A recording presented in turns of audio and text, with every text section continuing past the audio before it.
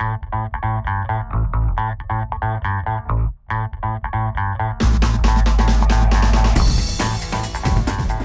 your name?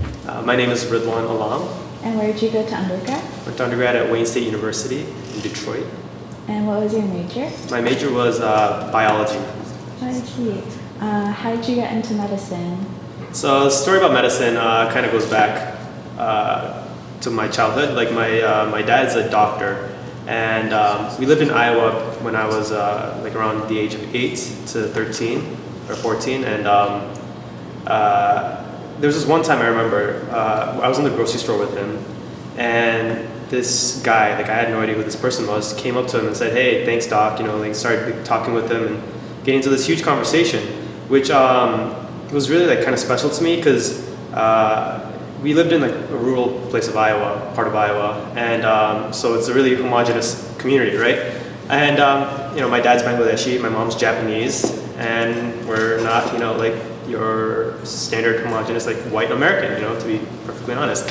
And it was cool to see that, you know, like they were treating us as like kind of one of their own, and you know, we were like you know, like this guy was like treating my dad like he was his like best buddy for such a long time, just because he was his doctor and he helped treat him.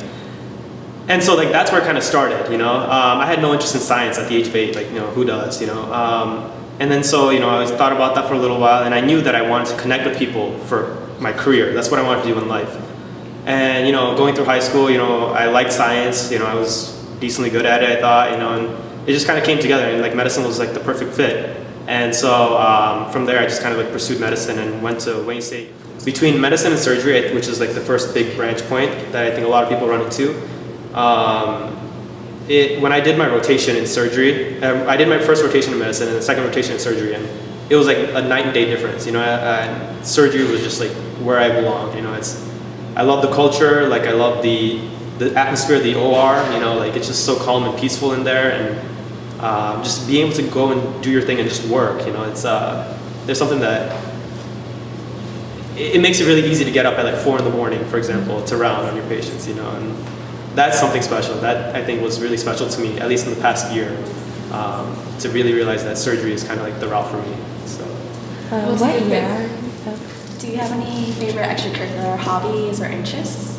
So med school takes up a lot of time, but my big thing is just like staying in touch with a lot of people, you know, like I know it's not a hobby per se, but like you realize that the people who helped you along the way and like who are helping you now, like those are probably some of the most important connections. Like trying to go hiking, I guess, like I've never been a big fan of that kind of thing, but trying to see, you know, what the hype is about. So maybe that's a new activity I could add to my list. How has mentorship played a role in your path to medicine? So mentorship is probably one of the biggest things that has played a role in like where I am today. There is no doubt in my mind that without the support of my family, my parents, you know, specifically, and then all the people I met throughout, you know, undergrad especially, you know, my professors from then, there's no way I'd be here where I am now, and then especially obviously medical school right now. But the mentorship that I got from undergrad, you know, I'm the first kid in my family to go through college in the U.S. So, you know, we didn't really know the system too well. Like, I know my dad's a physician, so he kind of knows like the residency and stuff like that pathway. But undergrad, like I was kind of like the guinea pig, you know, which is totally fine. But you know, I needed guidance from people who knew the academic system and could kind of take me to that next level. You know? Is there a passion that you have that defines you outside of being a physician? Yeah, so I like radio broadcasting. So I was on my high school and college radio stations. I loved it. You know, I absolutely loved this, just the art of talking and communicating with people.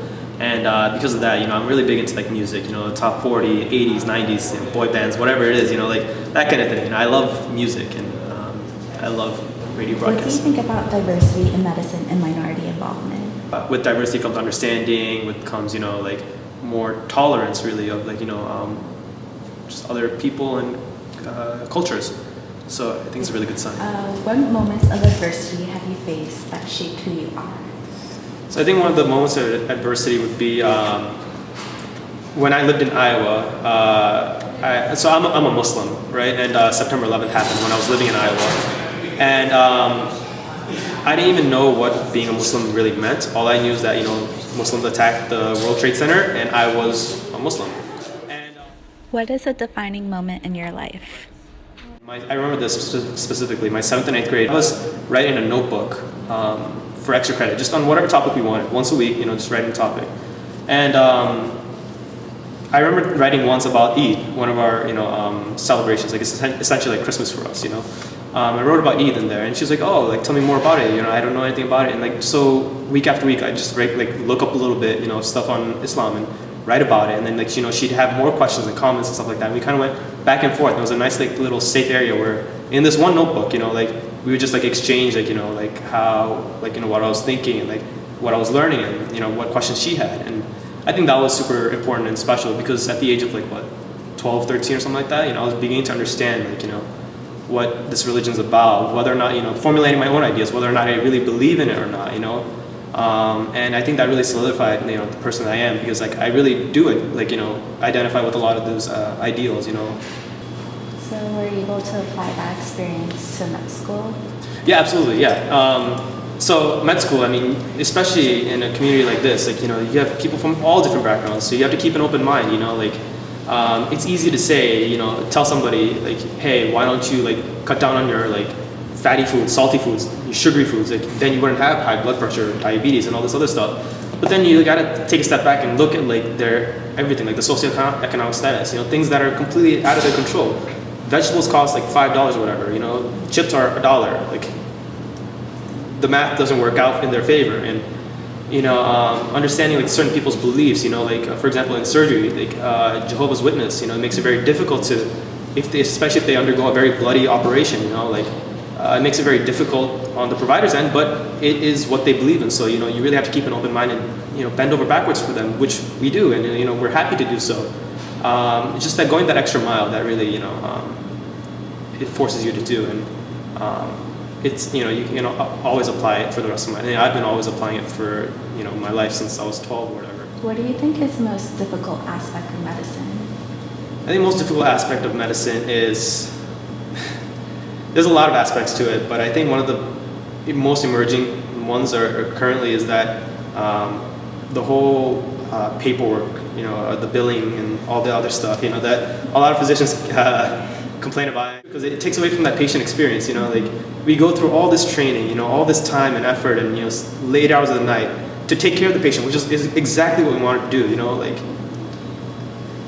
I'd like to think that nobody goes through medical school just to make a ton of money. They really, at their heart, care about the patient. So that's where we get our pride from, and that's where we get our sense of, purpose from. We love to do that. But there's a lot of issues with every little order. If you want to order a simple medication, or a medication got lost in the list or something like that, and you need to put in an order, or I need an order for an IV. It's things that are very basic that should just happen. Thank you so much for your time. Thank you.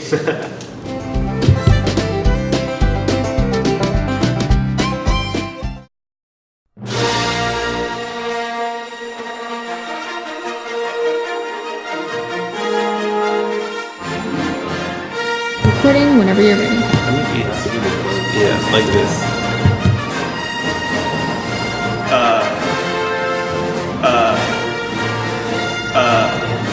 Yeah, give me one sec, yeah.